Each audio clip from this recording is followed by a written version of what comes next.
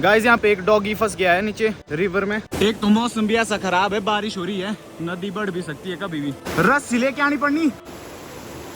ओ बह रहा है। वो तो बोलता रहेगा, उसका मुंह मैं बंद नहीं कर सकता। और मेरा टेक सिंपल ये है कि लॉ एंड ऑर्डर जो है वो उसको देख लेगा। कोर्ट में अब जो केस चला हुआ है उसका समाधान भी कोर्ट ही करेगा। So hey guys, this is Anil Chauhan. कैसे हो आप सब? Welcome back to another blog. दोस्तों पिछले कल रात से इतनी घमासान बारिश हो रही है ना यहाँ, ये देखो बहुत ही तेज बारिश हो रही है भाई। और ये लगातार हो रही है पिछले कल रात से। यहाँ पे यहाँ देखो, यहाँ तक भीग गया है। और अभी थोड़ी देर पहले ही मैं सोकर उठाऊँ। अभी फ़िलहाल मम्मी जी यहाँ किचन में है, खाना बना रहे हैं। और मेरे घर के बाकी सदस्य जो हैं वो पापा और भाई, आप वहाँ पे देख सकते हैं। पापा और भाई बिल्कुल सामने हैं जेसीबी और टिपर से। यहाँ पे प्रोटेक्शन वॉल का जो काम है वहाँ के लिए मक्किंग कर रहे हैं। गाइस यहाँ पे एक डॉगी फंस गया है नीचे रिवर में। बिजू भाई ने कॉल की थी, उसको निकालना पड़ता नहीं अब कैसे होगा। एक तो मौसम भी ऐसा खराब है, बारिश हो रही है, नदी बढ़ भी सकती है कभी भी।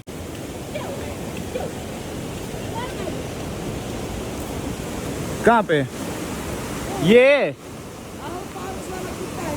ये वाला कुत्ता फंस गया है। गाइस यहाँ पे ऐसे में ना रिवर कभी भी बढ़ सकती है। बारिश कंटिन्यूसली हो रही है। गुनु पीछे रहे।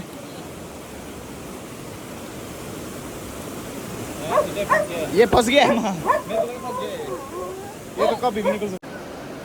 ये आ क्यों नहीं रहा है? गाइस ये वाला जो डॉगी है ना, इसको डर लग रहा है कि बाकी ये जो कुत्ते हैं इसको खाएंगे, तब यहीं पे रहा है। और नदी कभी भी बढ़ सकती है।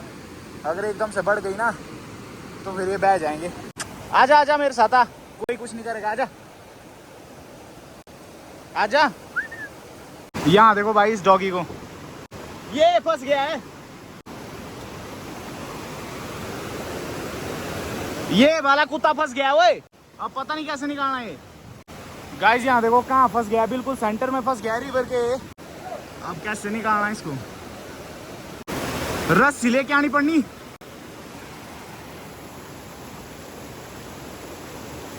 ओ बह रहा है। आजा आजा शाबाश।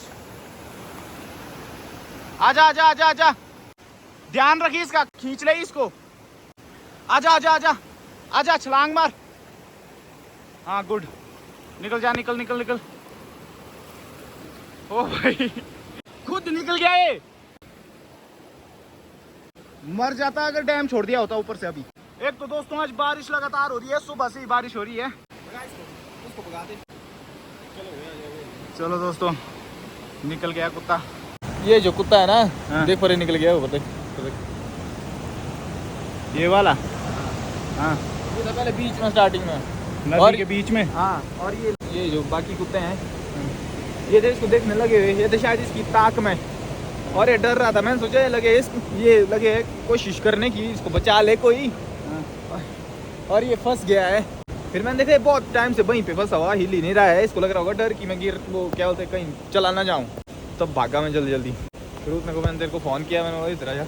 यहाँ देखो भाई बारिश कैसी लगी हुई है, पूरे भीग गए, कपड़े भी भीग गए। अभी थे भी हम दो यहाँ पे ना, हमारे पास था इनको निकालने के लिए कुछ। वो तो शुक्र है खुद ही निकल गया ये कुत्ता। गाइस बारिश और भी ज्यादा बढ़ गई, अब कपड़े चेंज करने पड़ेंगे। चल चल चल चल। कुत्ता फंस गया था अभी नदी में, सेंटर में। कैसे तुमने खोल दिया वो? इस ये गया बीच में नदी के, बिल्कुल सेंटर में गया है। गाइस यहाँ पे पता नहीं आपको आवाज़ भी आ रही है इन दो के कुछ बोलने की, क्योंकि बारिश इतनी ज़ोरों से हो रही है ना, बारिश की आवाज़ आ रही है अंदर तक भी। यहाँ देखो दोस्तों, ये पिछले कल जो केक कट किया था ना हमने 400K सब्सक्राइबर्स वाला, वो बचा हुआ है। खा ही नहीं रहा है भाई कोई, शायद इतना किसी से खाया ही नहीं गया। कैसे बच गया? खुद ही निकल गया वो, बाद में 1-2 बार बह गया था वो लगभग, फिर निकल गया, पर थोड़ा थोड़ा करके। बारिश देखो कैसी एकदम भी बढ़ जाता है ऐसे में पानी, अगर डैम ने छोड़ दिया होता ऊपर से। क्या बोलते हैं, आजकल पानी बढ़ता है, आजकल का पानी में तैर भी जाते हैं कुत्ते।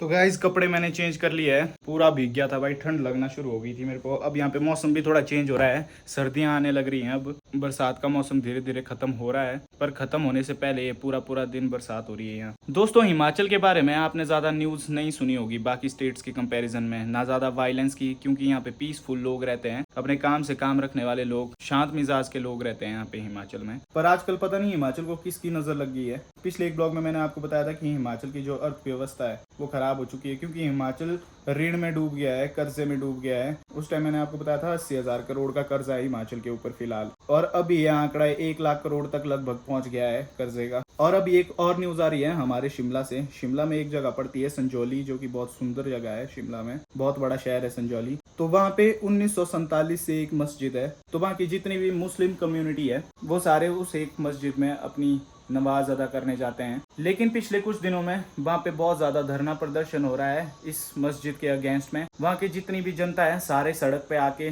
धरना प्रदर्शन कर रहे हैं और मांग कर रहे हैं उस मस्जिद को गिराने की। अब ऐसा क्यों है, इसके 2-3 रीजन है। पहला रीजन ये है कि जो मस्जिद है उसकी एक ही मंजिल बननी थी, और यही उनको परमिशन दी हुई थी हमारी गवर्नमेंट ने कि एक मंजिल वाली मस्जिद बनेगी, पर देखते ही देखते 4-5 मंजिल बना दी उस मस्जिद की। तो जैसे ही सबको पता लगा कि ये जो कंस्ट्रक्शन हुई है एक्स्ट्रा 4 फ्लोर्स की वो इलीगल है, तो वैसे ही भीड़ इकट्ठा हो गई और उस मस्जिद को गिराने की बात करने लग गई, और ये मुद्दा बहुत ज्यादा हीटअप हो गया है। अब जो ये मस्जिद है ये अवैध बनी हुई है, जिसमें कि कल अनिरुद्ध सिंह जी ने भी विधानसभा में अपनी बात रखी है। ये 4 मंजिलें इसकी अवैध है। अगर यह हमारा आधा इंच छज्जा भी बढ़ता है तो उसे तुरंत तोड़ दिया जाता है।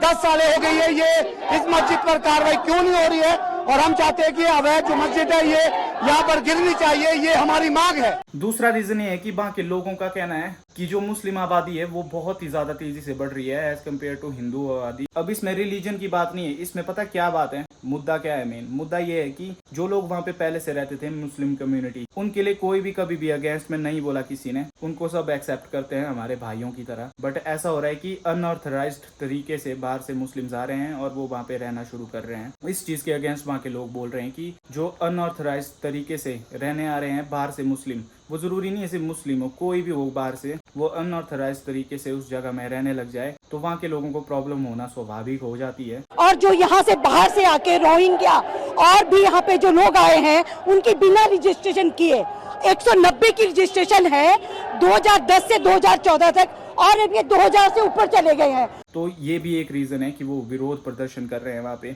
एक चीज क्लियर कर लेना दोस्तों, बेसिकली वहाँ पे जो आंदोलन किया ना इस मस्जिद के अगेंस्ट, वो वहाँ के लोकल्स ने किया, जिनका पॉलिटिकल पार्टी से लेना देना कुछ नहीं है। जैसा कि मैंने आपको बताया वहाँ की जो नगर पालिका होती है ना, उसको भी ये पता नहीं लगा कि भाई 5 मंजिल का कंस्ट्रक्शन हो गया इस मस्जिद का, जबकि 1 मंजिल का कंस्ट्रक्शन अलाउड था। तो इस चीज का विरोध वहाँ के लोकल्स ने किया। कहने का मतलब ये आप गांठ बांध लो कि कोई भी पॉलिटिकल एजेंडा नहीं है इसके पीछे। और जो मैंने आपको बात बताई थी कि अनऑथराइज्ड तरीकों से बाहर से जो लोग रहने आ रहे हैं उसके अगेंस्ट में है वहाँ के लोकल्स, वो क्यों है उसका रीजन बताता हूँ कि 30 तारीख को वहाँ पे विक्रम सिंह नाम का एक इंसान है, उसको शहनवाज करके एक आदमी है और उसके साथ 5 अन्य उसके जो दोस्त होंगे, उन्होंने बहुत बुरी तरह मारा, उसको 16 टांके लगे। तो जब केस रजिस्टर हुआ फिर पता लगा कि उसमें से 2-3 बच्चे तो नाबालिग थे मारने वालों में से, और पता लगा कि ये लोग यूपी के थे, हिमाचल के थे भी नहीं, और हिमाचल के आदमी को मार दिया इतनी बुरी तरह उन्होंने यहाँ आके, और उन्होंने यहीं रहना शुरू किया हुआ है कब का। तो इस करके जो अनऑथराइज्ड तरीकों से रहने आ रहे हैं, इस चीज के विरुद्ध भी आंदोलन हो रहा है। पिछली वीडियो में जब मैंने बताया था कि हमारे हिमाचल में बहुत ज्यादा कर्जा पड़ गया है, तो बहुत सारे लोग मेरे को कमेंट सेक्शन में पॉलिटिकल पार्टी से जोड़ने लग गए